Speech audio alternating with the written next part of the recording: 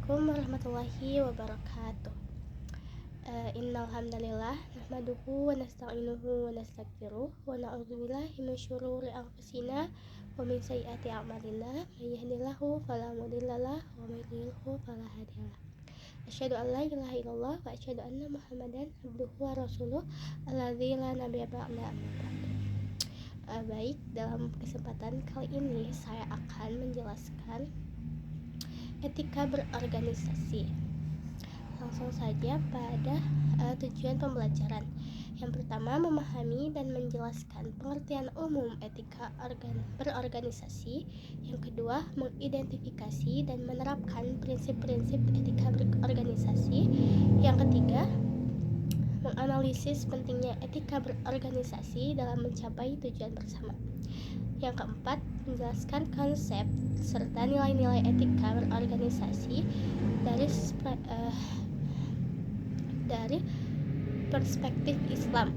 Lalu yang kelima, memberikan contoh perilaku etis dan tidak etis dalam konteks organisasi. Baik, langsung saja kepada pengertian umum etika berorganisasi. Organisasi adalah perkumpulan dua orang atau lebih yang bekerja sama secara terstruktur dan juga sistematis untuk mencapai satu atau serangkaian tujuan bersama. Lalu ada definisi etika berorganisasi. Etika berorganisasi adalah pedoman atau seperangkat prinsip moral dan nilai-nilai yang mengatur perilaku anggota organisasi atau individu dalam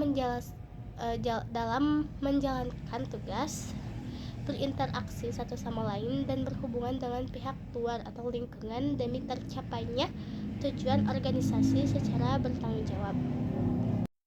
Lalu ada berorganisasi dalam aspek Islam.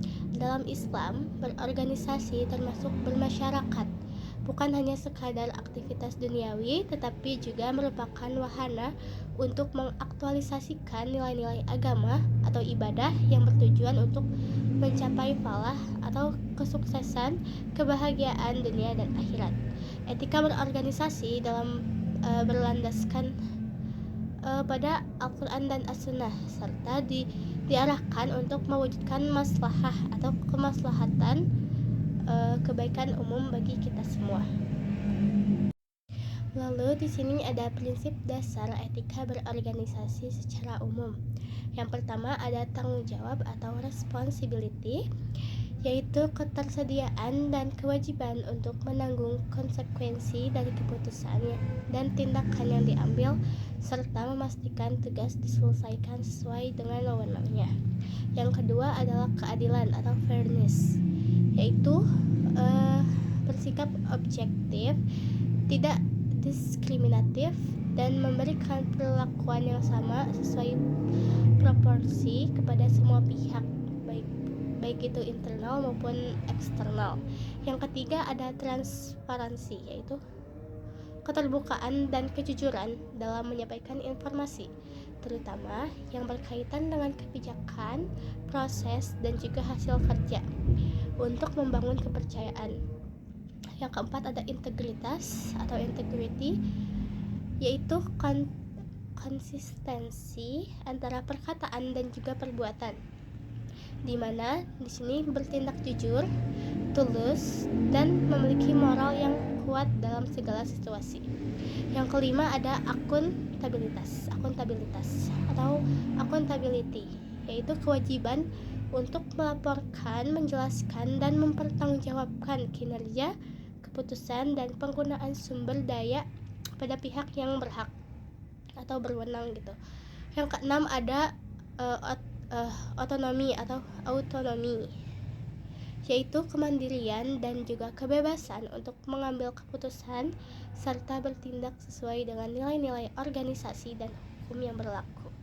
Lalu yang selanjutnya ada prinsip dasar etika berorganisasi dalam aspek Islam.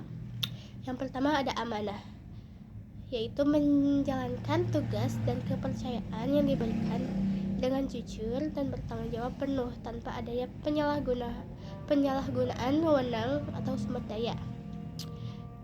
Amanah itu prinsip tertingginya, Yang kedua ada adil atau keadilan, memastikan bahwa semua perlakuan, penilaian, pembagian hak maupun kewajiban dalam organisasi dilakukan secara adil dan objektif tanpa memandang status atau hubungan pribadi. Yang ketiga ada syuro atau musyawarah, mendorong partisipasi dan diskusi dalam pengambilan keputusan, mencari kesepakatan yang terbaik yang mewakili kemaslahatan bersama, dan juga menghargai perbedaan pendapat. Lalu ada ta'awun, saling tolong-menolong, bekerja sama dan saling membantu dalam kebaikan dan ketakwaan, serta menjauhi kerjasama dalam dosa atau permusuhan. Itu ada di Quran surat Al-Maidah ayat 2. Lalu ada ikhlas, melaksanakan segala aktivitas organisasi dengan niat yang murni semata-mata karena Allah yang menghasilkan etos kerja yang optimal dan menjauhi motif pamer atau mencari pujian. Prinsip-prinsip ini memastikan bahwa organisasi dapat berjalan sesuai dengan norma atau moral yang berlaku dan mencapai tujuan dengan cara yang benar. Lalu ada ciri-ciri organisasi yang beretika. Yang pertama ada integritas tinggi, yaitu memegang teguh kejujuran, moral, dan konsistensi antara perkataan dan perbuatan. Yang kedua ada transparansi, yaitu keterbukaan dalam menyampaikan informasi kecuali yang bersifat rahasia dan proses pengambilan keputusan. Yang ketiga ada akuntabilitas, yaitu anggota dan pemimpin bertanggung jawab penuh atas tugas, keputusan, dan hasil kerja yang dilakukan. Yang keempat kepatuhan hukum. Di sini yaitu selalu patuh dan taat kepada standar operasional, peraturan organisasi, dan hukum yang berlaku. Yang kelima menghargai hak anggota, rekan kerja, dan stakeholder lainnya, misalkan hak cuti dan hak berpendapat. Yang keenam ada kooperatif atau sinergis,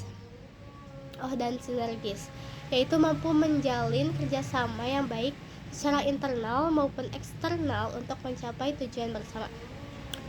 Lalu ada kerja keras dan produktif, yaitu mendorong etos kerja yang kuat, inovatif, dan berorientasi pada peningkatan kualitas kerja. Lalu yang selanjutnya ada kesimpulan. Etika berorganisasi adalah fondasi moral yang mewajibkan seluruh anggota bertindak dengan integritas, tanggung jawab, dan juga keadilan, termasuk menjunjung tinggi prinsip amanah dan bermusyawarah dalam Islam, yaitu untuk mencapai tujuan kolektif secara legal dan bermartabat. Cukup sekian materi yang dapat saya sampaikan. Mohon maaf jika banyak sekali kekurangan serta kesalahannya. Saya tutup dengan bacaan hamdalah bersama-sama. Alhamdulillahirabbil alamin. Assalamualaikum warahmatullahi wabarakatuh.